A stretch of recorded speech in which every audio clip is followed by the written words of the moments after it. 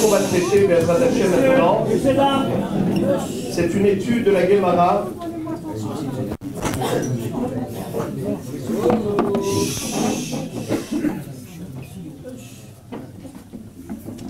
À la fin de la Masechet Sota, dans Daf Memtet à Moudbet, on a un descriptif de la période pré-messianique, la fin des temps, avant la venue du Mashiach. Be'ikvot Meshicha. Be'ikvot Meshicha, c'est-à-dire derrière le talon du Mashiach. Le talon, c'est la fin. Lorsqu'on arrive, nous dit Rashi, Besof Galut, Lifne Biat Mashiach.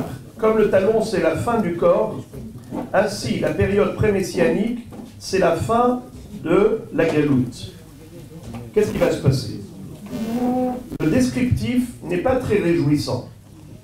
Nous avons une vingtaine d'éléments que l'on va maintenant énumérer.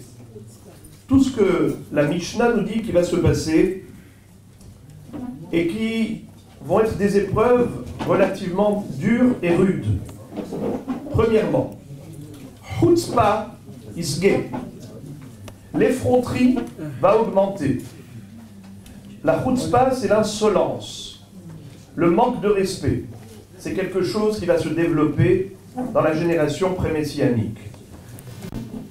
Veyoker Ya'amir. Il va y avoir une inflation, il va y avoir une augmentation des prix au niveau économique. La vie sera dure. Hagefen titen piria vehayaim veyoker. Bien que la vigne sera généreuse, abondante, il y aura beaucoup de vin, toutes sortes de gammes. Mais malgré tout, le vin coûtera cher. Pourquoi est-ce que le vin va coûter cher? Rashi dit Chez Hakol Oskin Bemishtaot. Les gens aiment faire la fête. Il va y avoir pas seulement que des séroudas de Sioum comme ce soir, mais les gens aiment faire la fête. Alors, le vin coule en abondance. Il y aura une forte demande du vin. Et on connaît le principe dans le monde économique. Les prix évoluent en fonction de l'offre et la demande. Plus il y a de la demande, et plus les commerçants peuvent exploiter. De ce fait, le vin coûtera cher.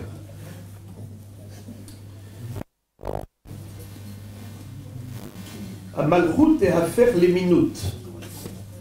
Le royaume va devenir athée. C'est-à-dire qu'il y aura une tendance, quand on parle ici de Malchut, on parle de Malchut en général. La culture générale du monde sera, c'est ce qui va régner, c'est l'esprit de minute, soit Avodah soit athéisme. Il y a ceux qui pensent que la Malchut, le Yavetz parle d'une Malchut Israël avant la venue du Mashiach, qui également va prôner une idéologie qui n'est pas conforme à la Torah. Mais le pshat des Mefarshim ici, ils disent que c'est Malchut, Malchuyot, Malchut en général dans le monde. L'esprit dominant sera un esprit de laïcité. Malchut et à faire les minutes. Il n'y aura pas non plus de reproches mutuels. Pourquoi? Rashi dit En lecha adam sheyuchal leochriach shekulam nirshalim behataim ukshemokhichim omer lo ata kamoni. Il n'y aura plus de réprimandes, de reproches, de remarques. Pourquoi? Parce que les gens ne seront plus à même de pouvoir faire remarquer à l'autre un défaut quelconque sur le plan du comportement. Il va lui dire, tu me critiques, mais tu t'es pas vu. Tu es exactement comme moi. Donc tu n'as pas le droit à la parole. Regarde toi-même. Si tu veux faire de reproches à quelqu'un, c'est à toi-même que tu dois le faire. Un torahat, de ce fait, si les gens ont une carapace, un bouclier, pour ne pas accepter des critiques constructives, comment vont-ils évoluer? L'évolution est basée sur la capacité à entendre une remarque et de pouvoir s'améliorer en fonction de ce qu'on nous a fait comme reproche. Ensuite, Bet Hava'ad Yeliznut. Rashi explique que ça veut dire Bet Hava'ad.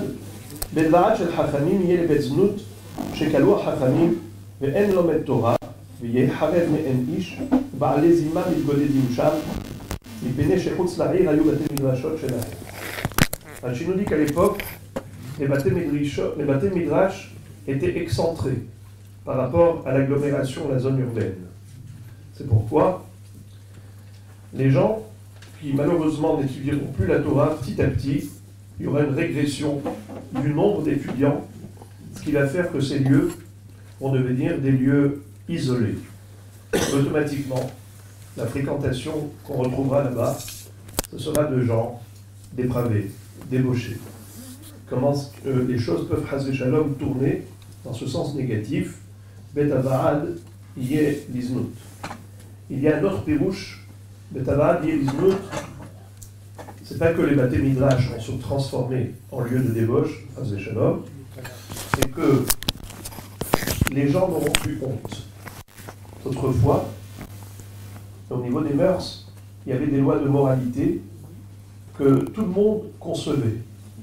Il y avait une notion de tzniut, de décence et discrétion et pudeur, qui était considérée comme normale. C'était un concept de vie généralisé. La société, elle était comme ça. Aujourd'hui, toutes les barrières tombent. Les gens ne se gênent plus de faire de manière manifeste des rassemblements au titre de la pritzout, de se libérer de toutes ces barrières de tzniut. Et sans avoir honte, sans se gêner de personne, ils prônent le manque de tzniut comme idéologie. Eh bien, on fait ce qu'on veut. Ce que bon nous semble, personne ne doit nous dicter notre mode de vie. On est soumis à personne, Chas v'Shalom. Bet Hava'ad, le mot Va'ad, ça veut dire rassemblement, réunion. Dans des places publiques de rassemblement, les gens ne se gêneront pas de se réunir pour Znout. Ensuite, Ve'a Galil Yeharev, Ve'a Gavlan Ishom. Ce sont des lieux d'Eretz Israël qui pourront, Chas v'Shalom, être détruits et se retrouver dans la désolation. Ensuite, Ve'anshe Gevul, et Soberu Me'ir Le'ir Velo Yechonalu.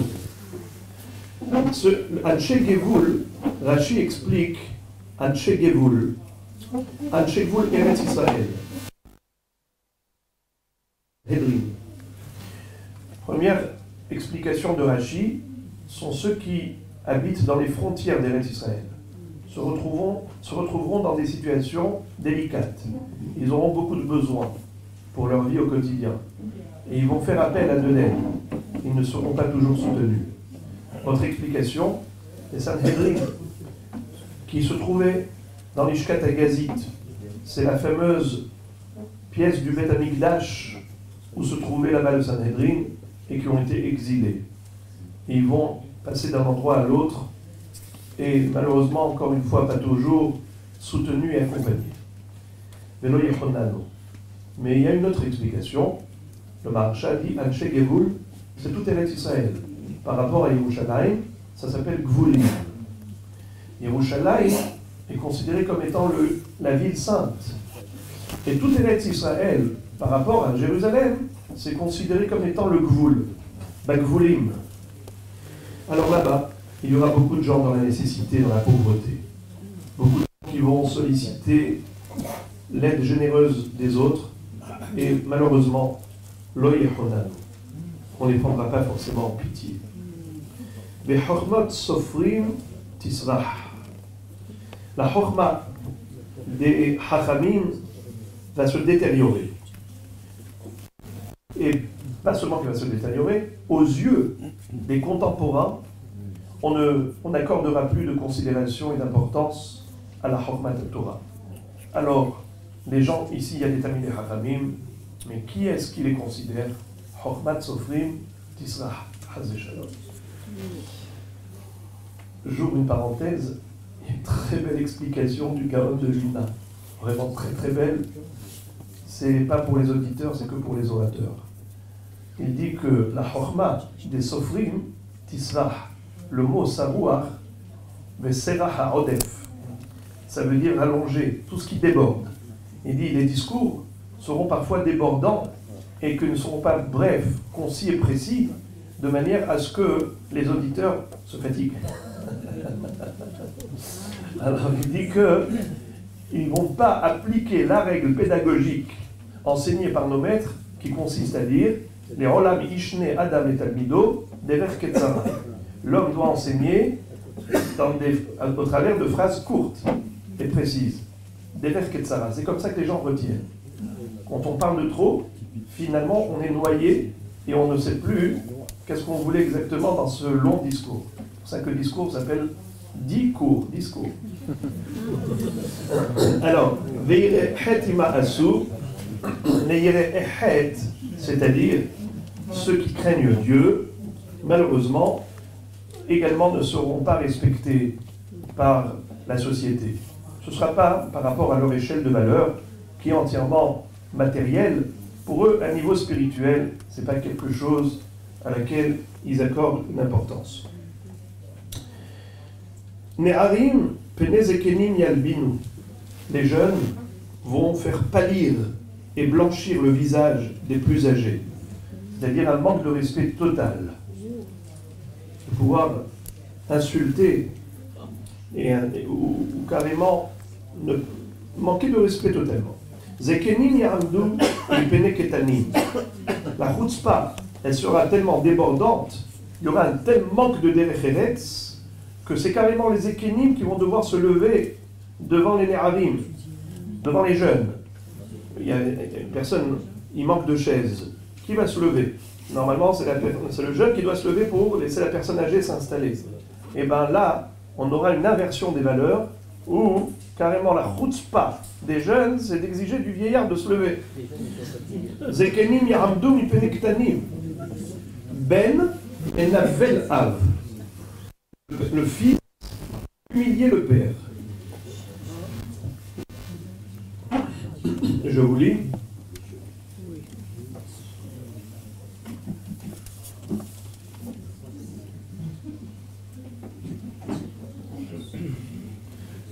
Ben menavel av. Bat kama be'ima. La fille va se révolter contre sa mère. Kala bahamota. La belle-fille, la bru, contre sa belle-mère.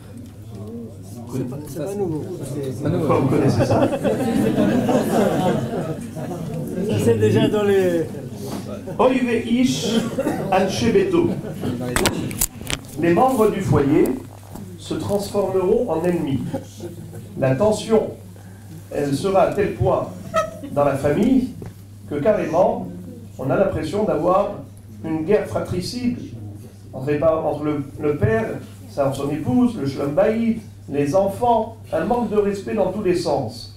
Oive ish, ça devient des ennemis. Anshe beto, les membres de sa famille. Une tension permanente. Pene hador ki pene hakelev. La face de la génération ressemblera à celle du chien. Qu'est-ce que ça veut dire? Le chien, c'est celui qui aboie, qui est arrogant, audacieux. Shlosha azinhe, kelev bahayot. Le chien n'est pas forcément le plus fort des animaux. Il ose. Il voit quelqu'un qui passe, tout de suite il aboie. La chutzpah ressemblera à celle du chien. Pnei hador ki pnei hakelev. Mais nous avons également, Rachid dit comme ça, également une autre explication, de la même façon que le chien n'a honte de personne, il est effronté, ainsi les gens ne se gêneront plus de faire du mal devant les autres. Et alors, c'est la liberté d'expression, on est dans la démocratie, on fait ce qu'on veut. Ça, c'est Ne'adok Ipnei HaKelev, il n'y a plus de honte. Une autre explication, c'est le Chavetz Chaim, cité par le Rav Elchanan Wasserman Zatzal, qui disait que cette génération ressemblera au chien. Quel niveau? C'est que le chien, lorsque tu lui lances une pierre, tu le frappes avec un bâton, il va aller mordre le bâton, la pierre. Ce qui veut dire qu'il est sûr que celui qui lui a fait mal, c'est l'objet qu'il a touché. Puisqu'il n'est pas capable de raisonner, il ne comprend pas que la pierre, le bâton, ne peuvent pas se mobiliser tout seuls. Il y a forcément quelqu'un qui a lancé. Il s'attaque à la dernière cause. Ainsi, dans la dernière génération, les gens seront tellement loin de la Emouna, au point où ils vont toujours traiter que la dernière cause. Les problèmes, c'est celui-là qui m'a fait. C'est celui-ci, c'est à cause de cette personne que j'ai subi. Tu as vu ce qui s'est passé à la banque, tu as vu ce qui s'est passé, le bobo qu'il a eu à l'hôpital, et ainsi de suite. Alors, il ne va traiter que superficiellement. Toujours traiter le problème, le dernier problème.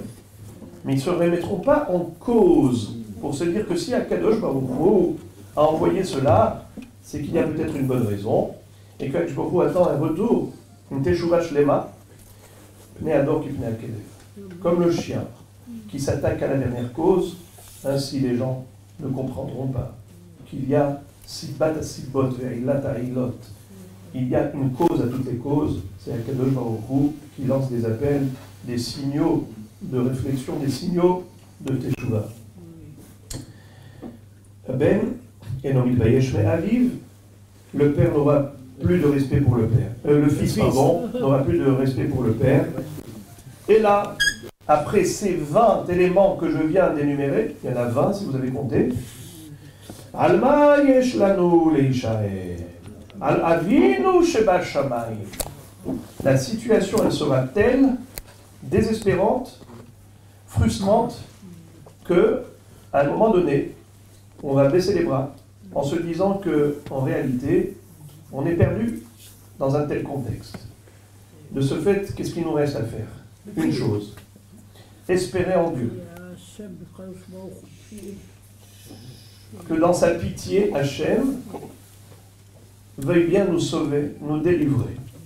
Voilà le descriptif de la période pré-messianique. Le Maharal de Prague nous explique que ce contexte, aussi démoralisant soit-il, en réalité, ressemble tout à fait à Hevle Leda. Hevle Leda, c'est-à-dire les contractions de douleur qui précèdent l'accouchement. C'est vrai que c'est sur la table d'accouchement que la maman, la future maman, va pousser les cris les plus forts. La grossesse n'est pas toujours très agréable, mais plus elle approche et plus les contractions se rapprochent. Et plus elle est proche du terme, et plus c'est douloureux. Juste avant la naissance du bébé, c'est là où il y a toute la concentration de la douleur. Avant la venue du Mashiach, les taux se resserrent autour de nous. Hevle Mashiach, Hevle Leda, contraction de douleur avant l'accouchement, contraction avant la naissance du bonheur d'Israël qui deviendra éternel. Avant que le Mashiach arrive pour la rédemption finale, on se retrouve dans cette situation. Un peu comme une graine. Lorsqu'on la sème dans le sol, elle ne pourra donner une nouvelle vie, germer à nouveau pour donner le produit, l'arbre que l'on attend, que lorsqu'il y aura eu putréfaction à l'intérieur du sol. C'est lorsque la graine a atteint son maximum de pourriture, de putréfaction, c'est à ce moment-là qu'elle a commencé à se renouveler. Le Mashiach arrive juste après une période de Chosher. Qui a Chosher yichase eretz va'arafel le'umi, ve'alayich yizrach or Hashem. C'est là que Hashem va t'éclairer en t'envoyant la lumière de la Géoula.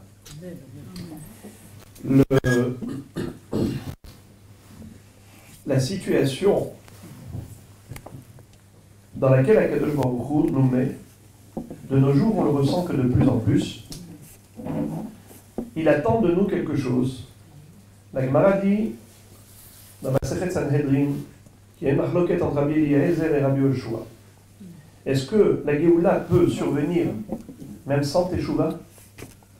Même si on ne se repent pas, est-ce que la rédemption peut avoir lieu?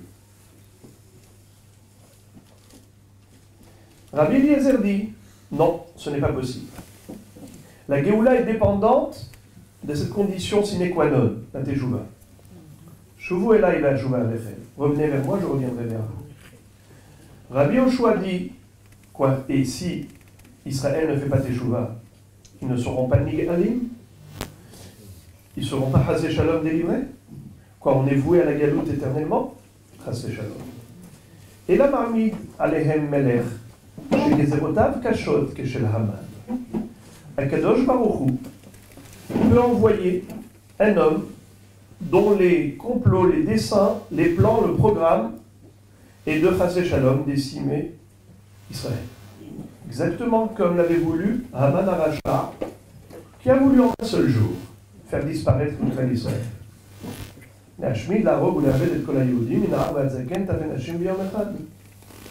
Résultat, quel a été à l'époque le résultat de cette situation? Tout Israël fait Teshuvah. L'Erkenos et Kol HaYehudim. Vetsumu alai. Al tochlu vatishtu shlosha yamim laila vayom. Gabani vena'arota yatsum ken. Uprena vol hamelech. Et voilà que tout Israël fait Teshuvah. Ils ont réalisé que En lanu le'Yishael ela al avinu shebashamayim.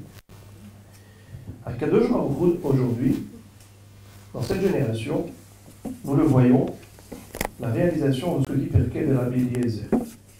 L'Ishmaël s'appelle Ishmaël parce que il a pour rôle de mettre sous pression Israël au point de nous stimuler à prier Hachem, à ressentir que En lanu le'Yishael ela al avinu shebashamayim, de manière à dire à Kadosh Baruch Hu, au secours, Hachem, sans toi, on ne sait plus quoi faire.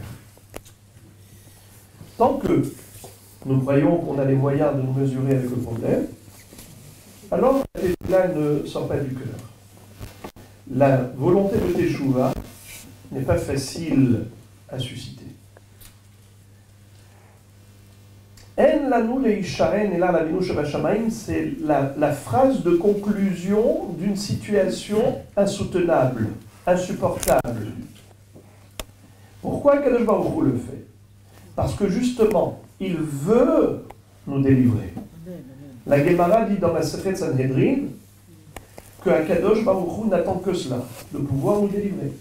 Lachem yehake Hashem lahanamchem. C'est un pasuk. Alors la Gemara dit, nous voulons être délivrés. Kadosh Baruch Hu, tu veux nous délivrer. Alors qu'est-ce qui empêche? Bechavod, qu'à cela ne tienne. Vas-y Hashem, délivre-nous. La Gemara répond, Midat hadin me'akevet. Il y a la dimension de rigueur. Le Satan accuse Israël, prétendant que nous ne sommes pas méritants de la rédemption. La Gemara donc pose la question, si c'est ainsi que la Midat hadin empêche la réalisation du souhait divin de nous délivrer, et qui est le nôtre également, alors à quoi ça sert d'attendre? Anima amin be'emuna shlema, beviat HaMashiach, ve'afal bishit mahmeya, achakelo bechol yom sheyavo. Alors pourquoi je l'attends impatiemment? Mais si, de toutes les façons, je sais pertinemment que nous ne sommes pas du niveau requis, alors, pourquoi attendre? La Gemara de répondre, Kedei liten sachar la mechakim shene'emar ashre kol hoche lo. C'est pour donner une récompense à ceux qui espèrent en Dieu, à ceux qui aspirent en sa délivrance. Tzipita l'Yeshua. Espère, réclame, souhaite ardemment. Chaque seconde d'attente, j'allais dire non pas passive mais active, du Mashiach, ça répond à la volonté divine de Tzipita l'Yeshua. L'une des questions que l'on adresse à l'homme après 120 ans, quand il va comparaître devant le tribunal céleste, l'une des questions c'est, est-ce que tu as assumé ce devoir de Tzipita Lishua? Alors, Rabotai, Ishmaël, nous dit Pirkei de Rabbi Eliezer, il va nous créer tant de problèmes au point où on n'aura plus le choix que d'appeler Hachem, et à ce moment-là, Ishmaël ve'ya'anem.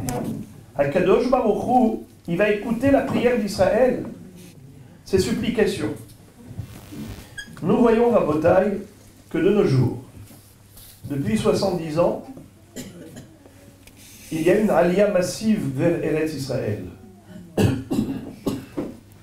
Depuis 70 ans, les Juifs vont peupler la terre qui était en ruine, déserte, en désolation, dépourvue de ses enfants.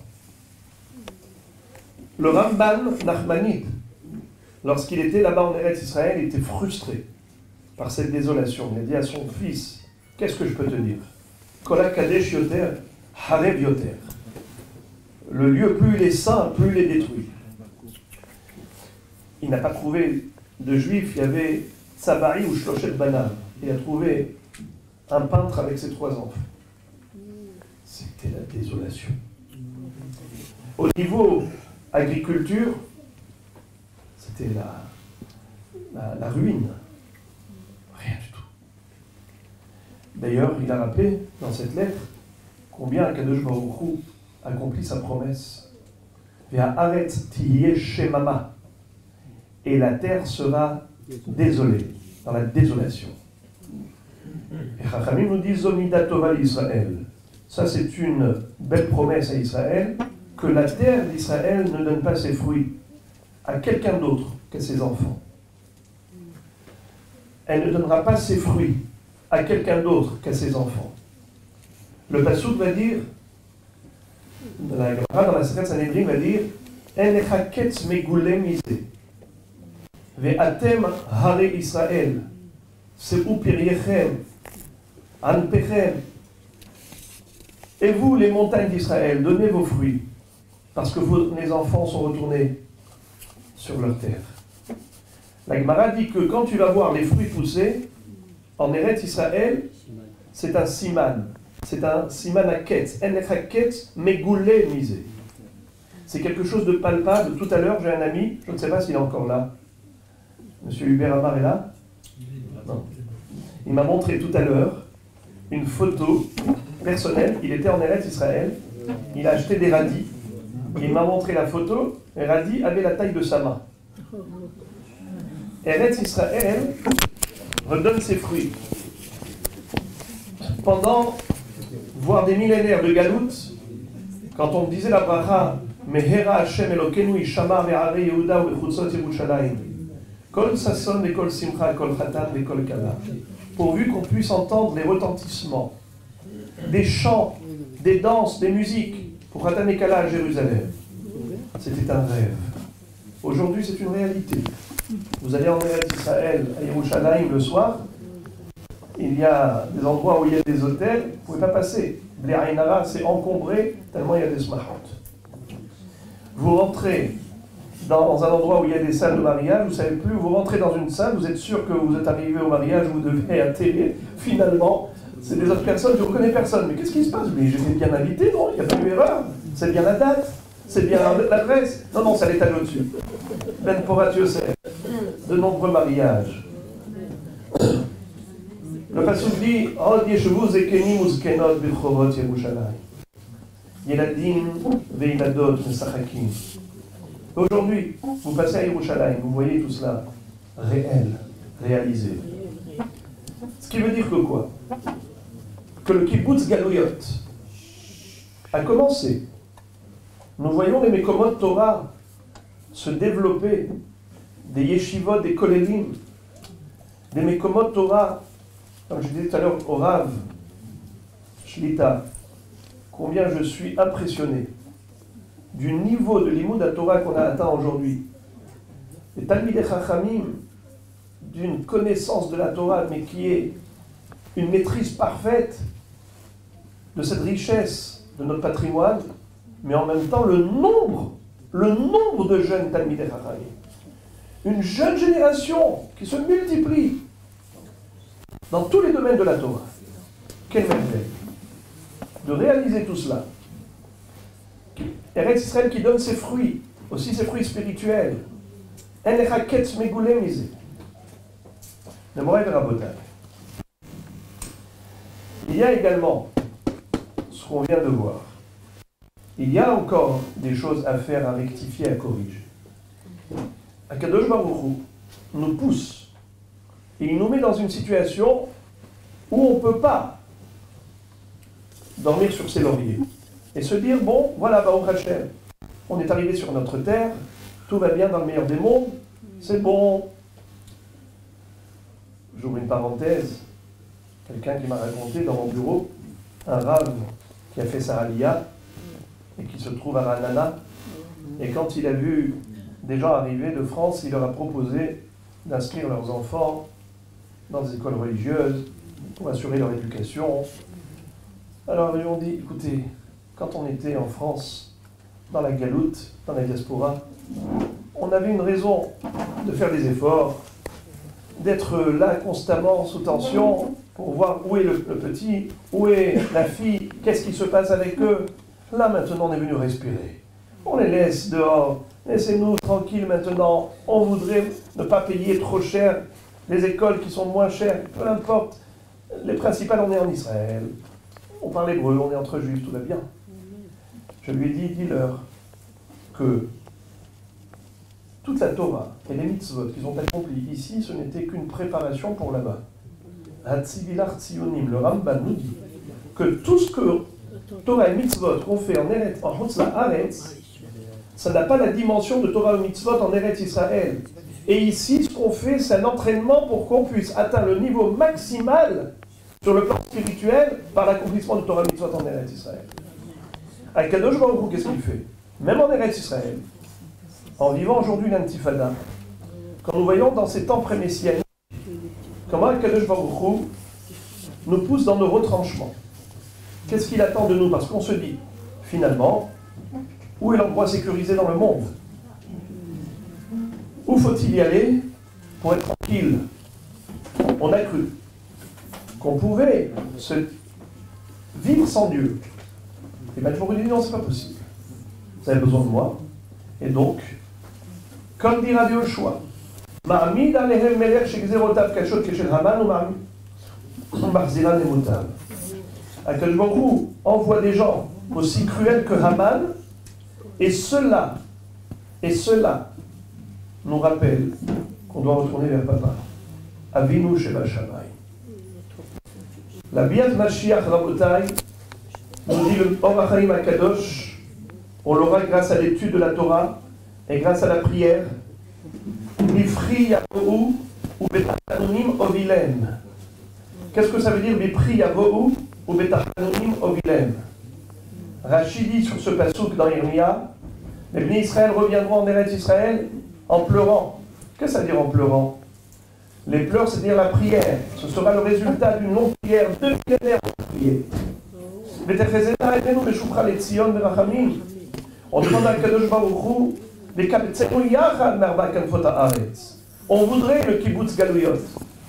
On commence à le palper, à le vivre, ce kibbutz galouyot. Mais Akadosh Baruch Hu attend encore plus que ça. Akadosh Baruch Hu, il attend que réellement on comprenne la raison de la délivrance. La Torah, Rabotai, et la prière, ce sont deux éléments qui seront les facteurs déclenchants de la Géoula. Comprenons, dit le Or HaChaim HaKadosh. Moshe Rabbeinu n'a pas achevé sa mission.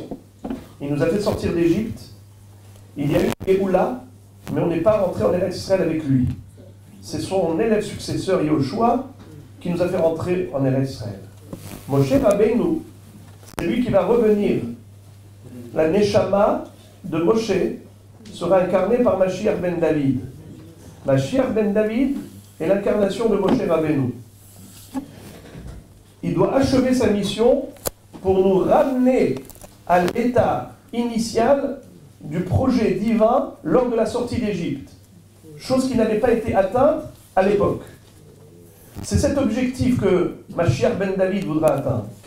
Le Ohr HaChaim HaKadosh dans Parashat Tetzavé va dire, puisque c'est Moshe Rabbeinu qui est responsable de la rédemption, Lo yarpotz lig'ol am batlanim min haTorah. Alors Moshe, celui qui a transmis la Torah, qui était l'intermédiaire entre Akadosh Baruch Hu et Am Israël, pour être le facteur de transmission de la chose essentielle, Torah. Si Am Israël se détache de la Torah, comment peut-il prétendre pouvoir être délivré? Et écoutez ce pasouk, c'est le dernier pasouk de la dernière prophétie du dernier prophète. Il se nommait Malachi. Il va dire la chose suivante. Hine anochi sholeach lachem et Elia hanavi. Lifne bo yom Hashem hagadol vehanora. Ve'eshiv lev avot al banim ve'lev banim al avotav. Pen avo ve'iketi et haaretz herem. Elia Navi va ramener le cœur des enfants vers celui des parents et vice-versa. Et cela, je le ferai, je l'enverrai avant le grand jour, le jour J. Pourquoi? De peur que si j'arrive, je détruirai la terre, le monde. Pen avo ve'iketi haaretz herem. Le Malbi m'explique. Il dit comme ça. Juste avant, dans le passage qui précède, c'est écrit Zirhu Torah Moshe Avdi. Souvenez-vous de la Torah de mon serviteur Moshe. La Torah, c'est quelque chose de profond. C'est dense, c'est large, c'est riche, c'est extraordinaire, parce que c'est divin. Et donc, celui qui ne veut vivre que matériellement, il ne se rattache pas à Kadosh Baruch Hu, il n'a pas accès à la Torah. Ce n'est pas une science profane. De ce fait, on peut, chasser shalom, perdre la Torah. Tu clignes l'œil, tu clignes les yeux, tu t'es tourné une seconde, tu oublies la Torah. Pourquoi? Parce que la Torah, ce n'est pas humain, ce n'est pas une science humaine, c'est une science divine. Tu restes attaché à Dieu, et bien la Torah véhicule en toi. Elle circule en toi. Tu te détaches avec le Baruch. Tu te détaches d'Hachem, tu oublies la Torah.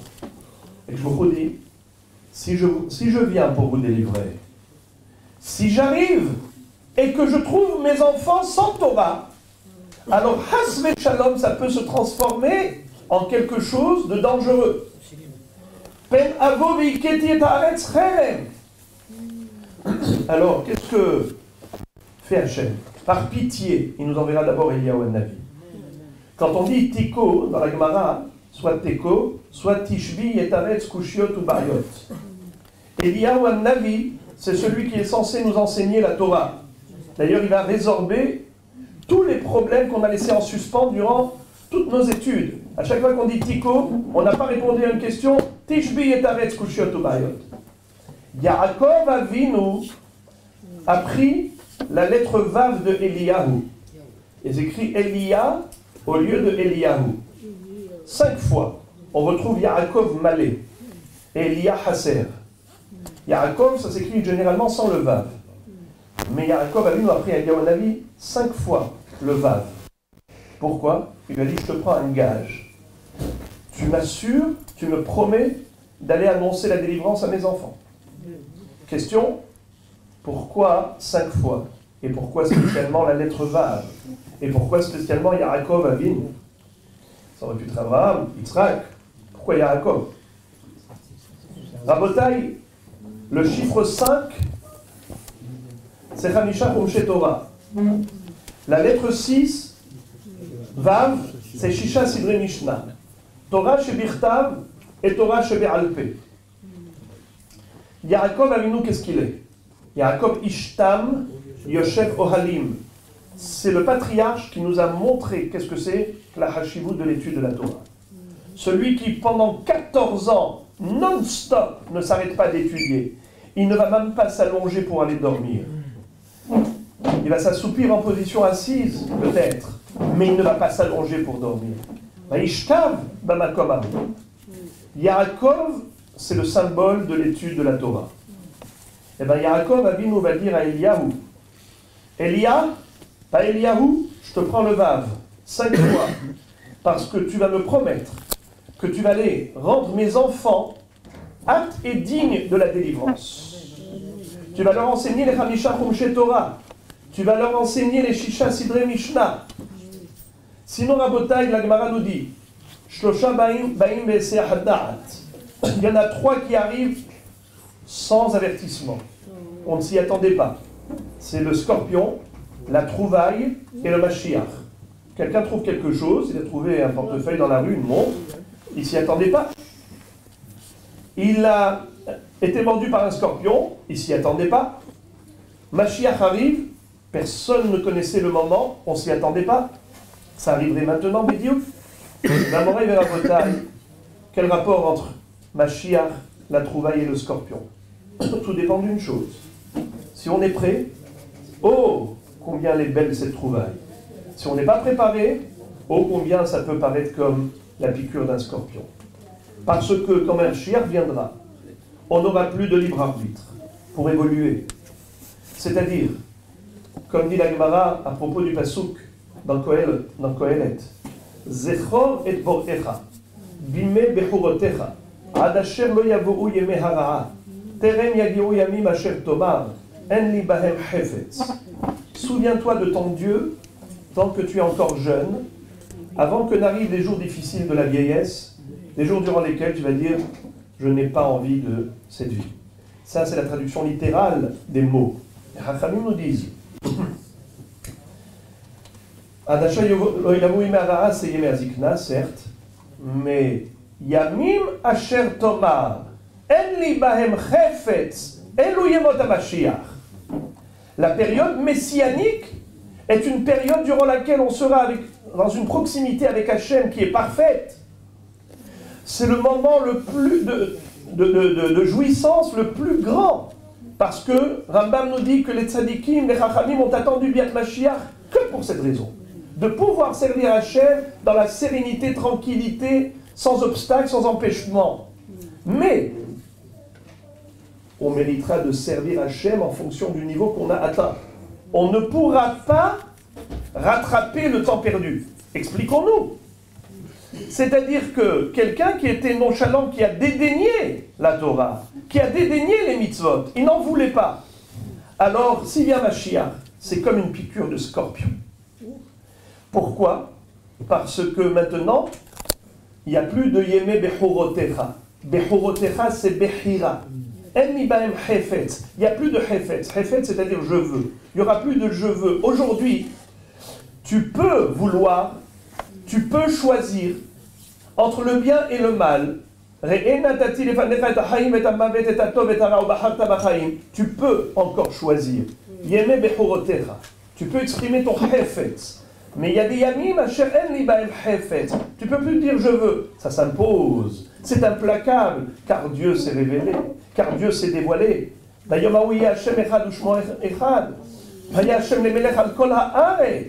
C'est normal. Mais à partir du moment où tu vois Hachem, c'est absolument normal que tu le serves. Il n'y a plus de zéchout. Le mérite, c'est quand tu peux choisir autre chose. Et tu as fait le bon choix. Ça, c'est méritoire. Alors moi, Rabotai, je vous redis,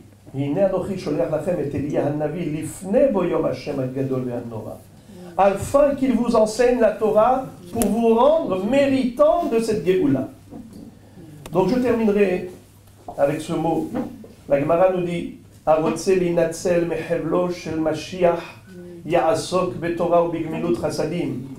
Celui qui veut mériter de pouvoir traverser cette période difficile, comme on vient de l'entendre, que la Mishnah elle-même en témoigne, et il y avait des Amoraïm dans la Gemara Sanhedrin, Tzadik Zayin, Tzadik Het, des Amoraïm qui disaient Yete velo ihmine. Je souhaite ardemment qu'il y ait la rédemption, mais je n'ai pas envie d'être présent au moment où cela surviendra, car cette période sera difficile, elle sera houleuse. Il y aura des événements comme la Gemara dit que Tzara Pokedet Traverta, Hachem Yatzilenu, des enchaînements de problèmes. On entend à chaque fois des nouvelles, et les nouvelles s'enchaînent. Mais tout cela, ça n'a qu'un seul but, de nous pousser à la sensation que En Lanu Leisha'en, Ella alavinu sheba shamayim. Lorsque l'on prend conscience de cette réalité, que en od milevado, il n'y a nul autre que lui, et il n'y a que lui qui peut nous aider. Alors qu'est-ce qu'on fait? Alors à ce moment-là, on revient vers lui, on le prie, on l'appelle au secours, on le sert, on étudie sa Torah, on prend au sérieux sa volonté. Et à Kishboku, il veut deux choses: Torah et Gmilut Chasadim. Sois bon envers Dieu, sois bon envers les autres, envers ton prochain. C'est-à-dire que tu es dans ton cœur, on a deux ventricules dans le cœur, droite et gauche. On doit servir à Kadosh Baruch Hu, parce que même Ben Adam Lachavero, on ne le fait pas juste par logique. S'occuper des autres, aider les autres, soutenir, c'est parce que c'est la volonté d'Hachem qu'on lui ressemble. Ma'u Rahum, Avatarahu, Ma'u Halun, Avatarahu. Puisque il est Tov Hachem, la Kol Verachama, la Kol Ma'asa. Et c'est cela sa volonté pour lui, alors il veut que nous aussi nous soyons comme lui.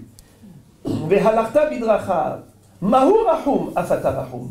Il est miséricordieux, il est clément, il est plein de pitié. El Malé Rahamim. Sois-le également. Alors, au travers de cela, il y a Asok Betorah ou Gmilut Chasadim. Si tu es parfait dans ces deux dimensions, eh bien sache que tu auras mis au-dessus de ta tête ce dôme divin, ce bouclier de protection.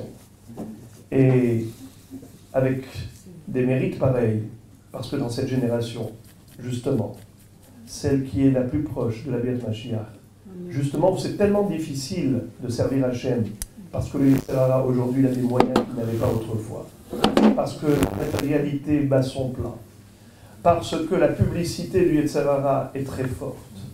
Il commercialise ses produits, et comme disent les Gdolim, c'est un peu comme une flamme, avant de s'éteindre, elle crépite. Le Yetzirah sait que ce sera sa fin, comme il est écrit que Kadosh Baruch Hu shochet le Yetzirah. La Gemara dans Souka d'Afnon Bet nous dit Kadosh Baruch Hu va présenter le Yetzirah au tzadikim et reshaim, et là il va lui faire la shrita, c'est-à-dire dans le sens où il n'y aura plus de mal dans le monde, il n'y aura plus de force de Yetzirah. Alors, sachant que c'est son dernier moment, il essaye de profiter au maximum.